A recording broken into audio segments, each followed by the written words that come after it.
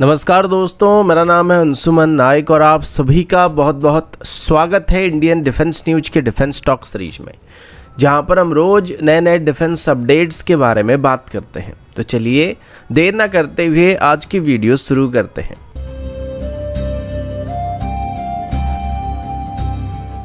आज की पहली अपडेट एक बहुत ही खास अपडेट होने वाली है। अब कुछ साल पहले एचएएल की तरफ से पहली बार अपनी कॉम्बैट एयर टीमिंग सिस्टम को इंट्रोड्यूस किया गया था, जो कि खास करके अनमैन्ड और एआई बेस्ड सिस्टम्स के ऊपर फोकस किया गया था। और इसमें कई सब सिस्टम भी थे जिनको एक कोलैबोरेटिव अप्रोच के साथ इस्तेमाल किया जा सकता है, लेकिन मेनली ये सिस्टम अनमैन्ड सब सिस्टम के ऊपर फोकस किया गया था। लेकिन अभी एडीए और एचएएल की तरफ से जॉइंट एक और कॉन्सेप्ट को डिस्प्ले किया जा रहा है, जिसका नाम अभी MUMT यानी कि मैन अनमैन टीमिंग सिस्टम रखा जा रहा है। इसे खास करके अभी नेवी और एयरफोर्स के लिए बनाया जा रहा है, जिसमें बोथ अनमैन्ड और मैन सिस्टम को इस्तेमाल किया जाएगा और दोनों ही सिस्टम के पास डिफरेंट कैटेगरी वेपन्स को फायर करने की कैपेबिलिटी मौजूद होगा। और रिसेंटली इसकी एक डेमोन्स्ट्रेशन को भी दिखाया गया था, जिसमें मेनली दो तरीके की सिनेरियो को डिस्प्ले किया गया, जिसमें सबसे पहले जो मिशन सिमुलेट किया गया था वो एक मैरीटाइम स्ट्राइक मिशन था, यानी कि एयर टू सरफेस कैटेगरी का मिशन था। और इसमें तेजस की नेवल वेरिएंट को मैन्ड प्लेटफॉर्म के तौर पर डिस्प्ले किया गया था और उसको सपोर्ट करने के लिए वहां पर कुछ अनमैन्ड प्लेटफॉर्म का भी इस्तेमाल किया गया था, जिसमें सफिशिएंट अमाउंट में फायर पावर मौजूद होगा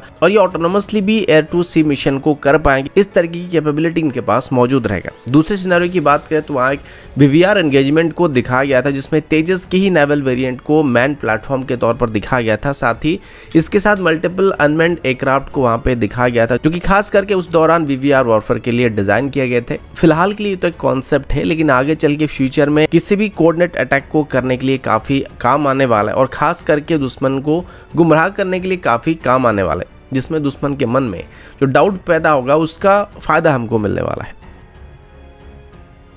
अगला अपडेट तेजस की तरफ से, और अभी जितने भी लोग आज तक तेजस को क्रिटिसाइज करते आ रहे थे उनको एक सख्त तमाचा लगने वाला है। अभी तक इंडियन एयरफोर्स में लगभग 2 स्क्वाड्रन तेजस को इंडक्ट किया जा चुका है, मतलब ऑलमोस्ट 2 स्क्वाड्रन को इंडक्ट किया जा चुका है। लेकिन कुछ मंदबुद्धि लोगों को लगता है कि इंडियन एयरफोर्स तेजस को खुद ही अपनी सर्विस में शामिल नहीं कर रहा है, जबकि अभी 83 तेजस MK-1A के ऑर्डर करने के बाद अभी एडिशनल 50 को भी खरीदने की प्लानिंग की गई है।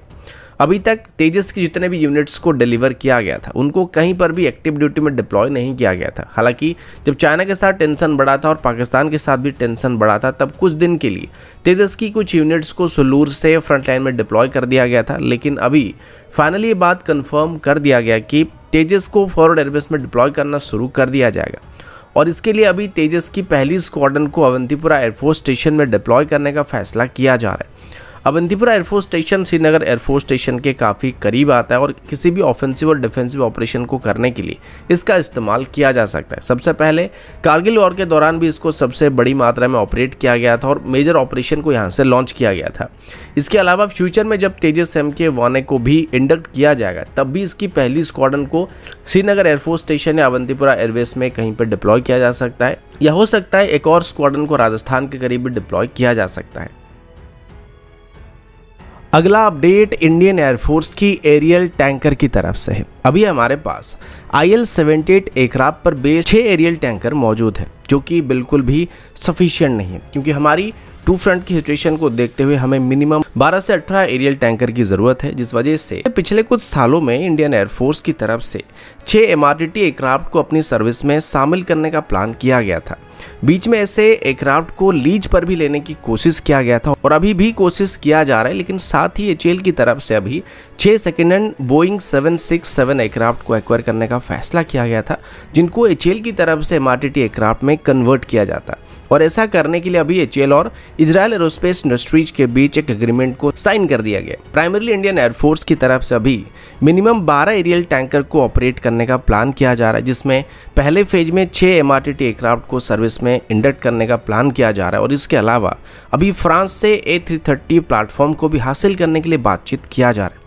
लेकिन यहाँ पर जो फाइनल डिसीजन होने वाला है वो इंडियन एयरफोर्स के हाथ में रहने वाला है, और इंडियन एयरफोर्स जिस एयरक्राफ्ट को आगे चल के खरीदना चाहती है उसे ही खरीदा जा सकता है। लेकिन ज़्यादा चांसेस नहीं है कि यहाँ पे बोइंग से 767 एयरक्राफ्ट को सेकेंड हैंड कंडीशन में खरीद के उसको MRTT प्लेटफॉर्म में मॉडिफाई किया जाएगा, क्योंकि ये हमारे लिए एक कॉस्ट इफेक्टिव सोल्यूशन होने वाला है। क्योंकि अगर हम डायरेक्टली ये 330 प्लेटफॉर्म को खरीदने के लिए जाएंगे तो काफ़ी महंगे पड़ने वाले हैं।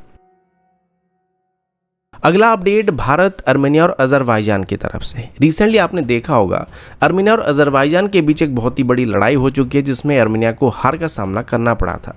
अब इसके बाद अजरबैजान और अर्मेनिया की तरफ से अपने आपस में शांति को बनाए रखने की कोशिश किया जा रहा है, या फिर यूँ कहें कि अभी दोनों तरफ से अपनी अपनी स्ट्रेंथ को बेहतर करने की कोशिश किया जा रहा है, क्योंकि फ्यूचर में फिर से इन दोनों के बीच लड़ाई हो सकती है। इसी बीच अर्मेनिया की बात करें तो अर्मेनिया काफ़ी पहले से ही भारत से डिफेंस रिलेटेड इक्विपमेंट को लेकर डील कर रहा था और रिसेंटली अर्मेनिया की तरफ से भारत से स्वाति रडार को भी खरीदा गया था और भारत इन डिफेंस इक्विपमेंट को अर्मेनिया को सप्लाई कर रहा है। इसी बात को लेकर अभी अजरबैजान की तरफ से भारत को एक नोटिस देने की कोशिश किया जा रहा है और अजरबैजान की फॉरेन ऑफिस की चीफ की तरफ से बात बताया गया कि अभी भारत की तरफ से अर्मेनिया को वेपन्स को सप्लाई किया जा रहा है और उन्होंने भारत पर यह इल्ज़ाम भी लगाया है कि इससे अजरबैजान और अर्मेनिया के बीच सिचुएशन खराब हो सकते हैं और इनडायरेक्टली अजरबैजान की तरफ से भारत को अर्मेनिया और अजरबैजान के बीच तनाव को बढ़ाने का कारण बताया जा रहा है। इसको लेके अजरबैजान की तरफ से कुछ वीडियोज और इमेजेस को भी इंडियन हाई कमिश्नर के साथ शेयर किया गया था जिसमें अजरबैजान के मुताबिक इंडियन मेड वेपन्स को ईरान के रास्ते अर्मेनिया में पहुंचाया जा रहा है।